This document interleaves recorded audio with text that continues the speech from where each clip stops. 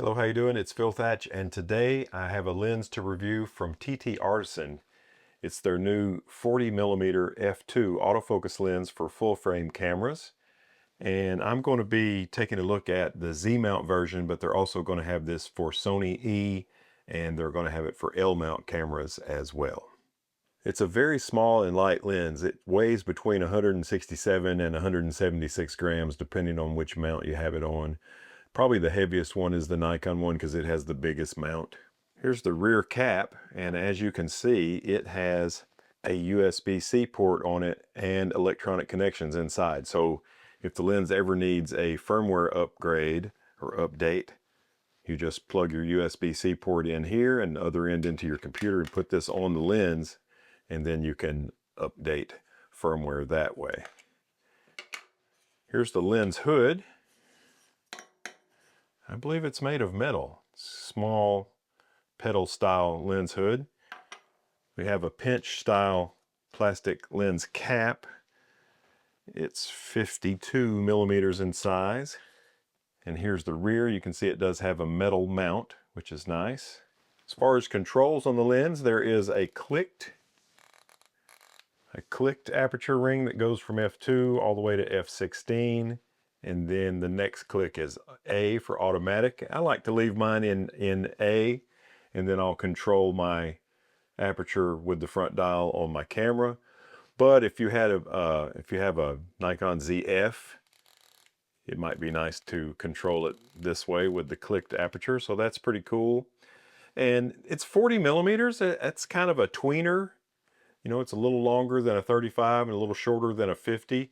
And I kind of like that. I like that it's a little bit tighter than a 35 millimeter lens and gives you a little bit wider shot than a 50. It's a unique and beautiful look. And I've been shooting with it for, I guess, a couple of weeks now in various locations. And I've really enjoyed this focal length.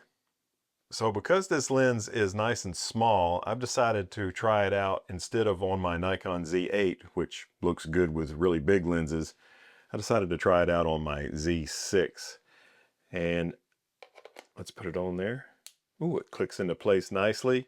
Looks good on this camera, and I think this would be good on a Z6, Z6 II, Z6 III, Z7. Smaller cameras would be great on a ZF with that clicked aperture ring. And Nikon has just come out with the Z5 II, which has lots and lots of great features for a reasonable price. This would be an excellent lens to use with that camera. The lens features 9 elements in 6 groups, and it has 9 aperture blades. So let's see how it performs. I want to show you some photographs I made. I've used it for some kind of landscape and architecture photography. I used it for portraiture, and I want to show you how this lens performs in the field. Okay, so I went out and hung out one day with my daughter, and we went to the mall, and I made this photograph of her with the TT Artisan 40mm f2. This is a wide open shot at f2. I'm at 1/320th of a second and ISO 200, and you can see this is nice and sharp on her, even through her glasses. And the background is nicely out of focus, so there's great separation. So it looks really good as a portrait lens. We went into the bookstore, and my daughter loves to read, so I said, hey, why don't you pose with some books that you've read? So she picked up a few books that she has read, and I made this photograph of her. I love the way the out of focus lights look in the background in this shot. This is another wide open shot at f2, 1/320th of a second, ISO 500, and all of these are using my Nikon Z6.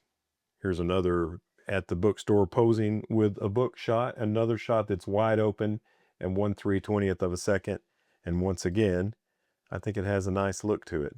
I haven't run this through any denoise programs, and this is 1100 ISO, so you can see a little bit of noise in this, but it does look good.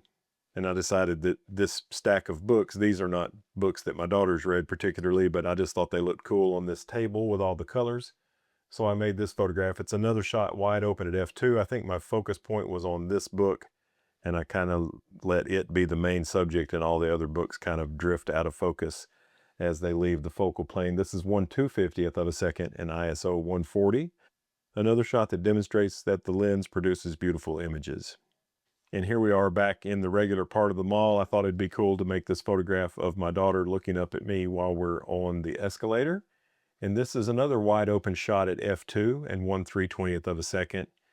Looks great. The focus on her eye, even through her glasses, looks really, really good. She's nice and sharp, and the background is out of focus in a beautiful and pleasing way. And now we're in a store that sells all sorts of brightly colored things, and I thought these Powerpuff Girls in the background would look cool. I said, open your eyes real big, and I made this picture of her. It's another wide open shot at f2, 1/320th of a second, and 320 ISO.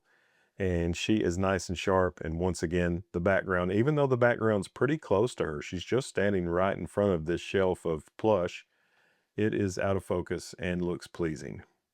So my next time out with the camera, I was taking my Z8 to do some bird photography, but I also had the Z6 and this lens in the car. And I always pass this church on the way to the Hiawassee Wildlife Refuge, and I've always thought, man, I need to make a photograph of this. And today was the day. So I turned the Z6 vertically, and I made 5 shots handheld, and then I stitched those 5 shots together to make this panorama. This is 40mm f6.3. I've stopped it down to 6.3 for this architecture photo, 1/500th of a second and 100 ISO, and I think it turned out really nice. So it's more than just a portrait lens. You can do other types of photography with it as well.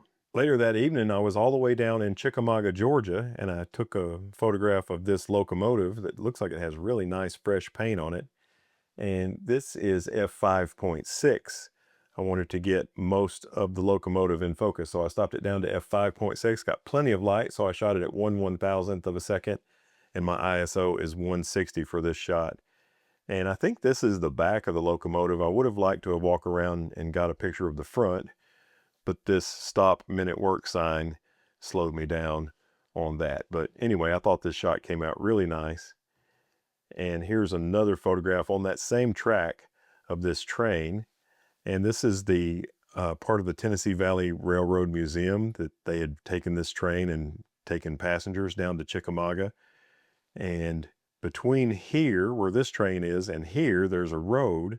And so they decoupled the engine from this car, this passenger car, so that the road wasn't blocked.